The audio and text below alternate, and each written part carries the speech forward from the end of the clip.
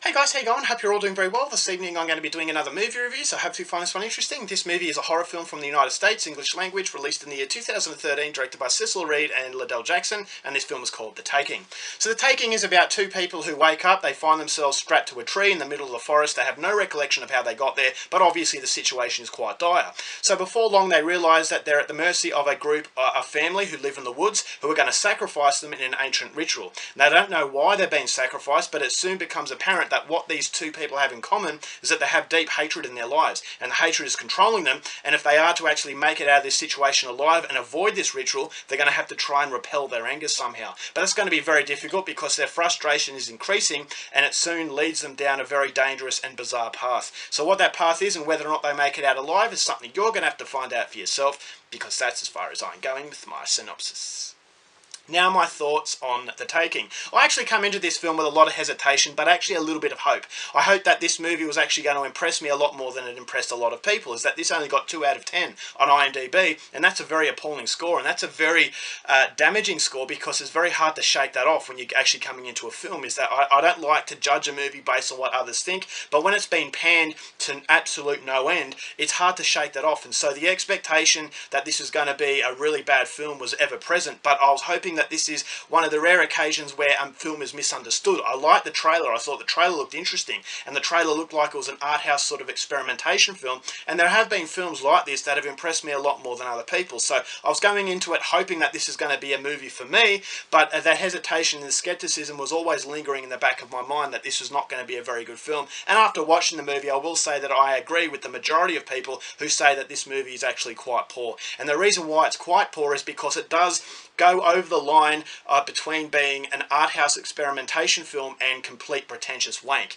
And the pretentious wank is down to the fact that it's so full of itself that it forgets why it is existing in the first place. Now, it did have interesting aspects. I thought the aspect of the symbolization of hatred was very interesting, is that these two people had certain things in their lives that they were consumed with anger, and how anger can control someone, anger can completely destroy someone and corrode all the likable qualities that they had as a person, and basically family trauma, and how that can shape a person. And so the villains in this film, I thought, were that symbolization of hatred, and that they were going to have to fight their hatred in order to make it out alive, but it shows you how difficult it is to shake that. You know, anger problems or whatever, how consuming that can be. And so I thought, alright, well, the idea is there, the template for an interesting film is there, all it has to do is play off that strong idea, but unfortunately what The Taking does, it gets lost, it forgets its idea, because it's more concerned about being this different stylish kind of film, a film that's going to really break the barriers as far as conventional storytelling is concerned. Yeah, yes, the way it's telling its story is very unconventional, but it just doesn't have any heart behind it. Is that, okay, this movie is going round and round in circles, it's very repetitive in the way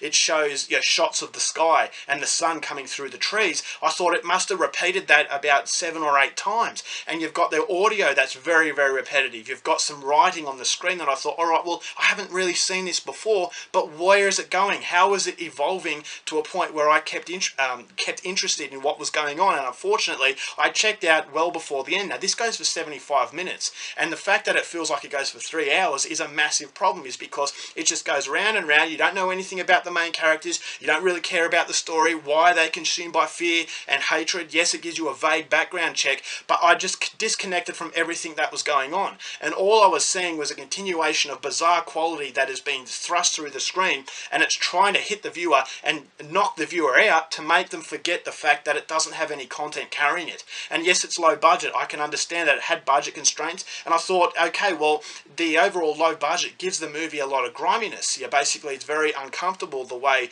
that the movie's shot, the way the movie sounds, but when you've got a 75-minute feature film that feels like it's completely full of filler, that's ultimately the problem. So I thought they had a great template of a very interesting idea, but the directors just didn't know how to execute that. Is that I thought, alright, well, they don't really know how to tell a story, therefore they're just going to repeat really bizarre things. You're going to think to yourself, wow, I'm watching something I haven't seen before, but unfortunately after about 10 minutes you think to yourself, well, where is the heart, where is the core that's keeping me glued to the screen? And unfortunately it's just not there, and so it does become a very, very irritating exercise in basically excessive sort of pretentious wank, which is so full of itself. And unfortunately that is the film's biggest downfall, is that, okay, it had an interesting idea, there are some scenes that are very hellish, but it just doesn't go anywhere. It's just circling itself and it's just saying to you, okay, well, I'm just going to throw a lot of visuals at you, but with no content to back up those visuals, it feels very empty. Therefore, it's a movie that is very, very forgettable. So I did not like this movie.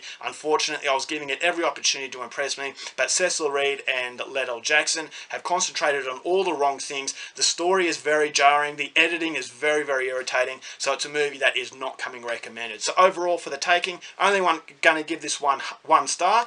Definitely not recommended. Alright guys, that's it for my review. Hope you enjoyed it. Till next time, keep watching movies, and I'll see you later.